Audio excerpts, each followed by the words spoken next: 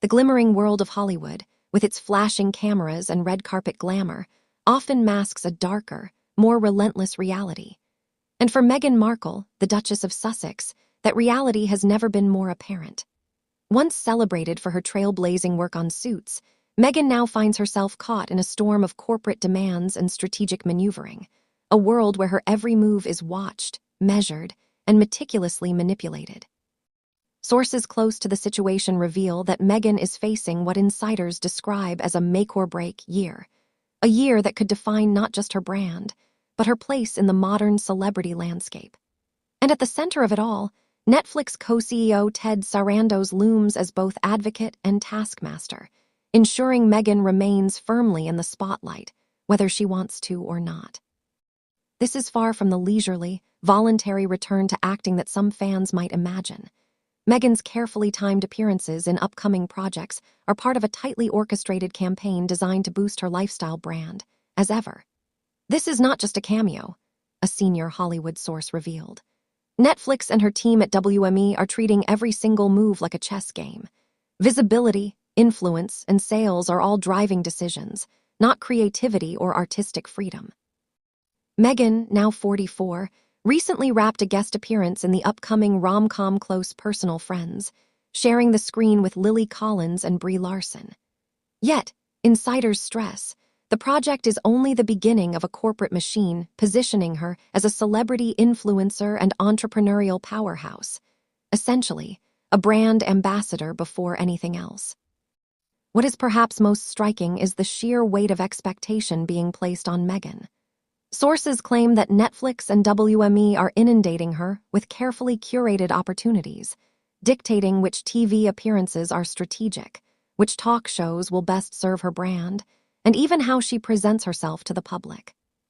The Duchess, who once left professional acting behind to focus on family, philanthropy, and humanitarian work, is now navigating the high-stakes world of corporate branding, a far cry from the freedom and control she once enjoyed. It's less about artistry and more about visibility and influence, explained a Hollywood executive familiar with the inner workings. Every move she makes is being scrutinized, measured, and often directed by others. She's being guided, some might even say pushed, into appearances that serve the corporate agenda rather than her own passions. Meanwhile, Netflix is accelerating its empire building with ambitious projects that place Meghan firmly in the public eye. The streamer recently unveiled its first indoor Netflix house in King of Prussia, Pennsylvania, a massive entertainment venue featuring immersive experiences inspired by hits like Bridgerton and Squid Game.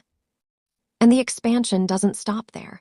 Upcoming locations in Dallas and Las Vegas are expected to showcase Meghan's cookery series as a centerpiece, with Meghan and Prince Harry slated to make personal appearances to drive engagement and sales. While fans may delight in the spectacle, the reality behind the scenes is far more demanding. Meghan is, in many ways, a key instrument in Netflix's grand promotional strategy, her public image leveraged to serve corporate interests that may not fully align with her own. The pressure comes at a particularly crucial time. Despite public praise from Ted Sarandos, who recently acknowledged Meghan's underestimated influence on culture, the stakes behind the boardroom doors could hardly be higher. Executives reportedly view her brand as central to Netflix's promotional ambitions, placing Meghan in a position where even minor creative choices carry enormous weight.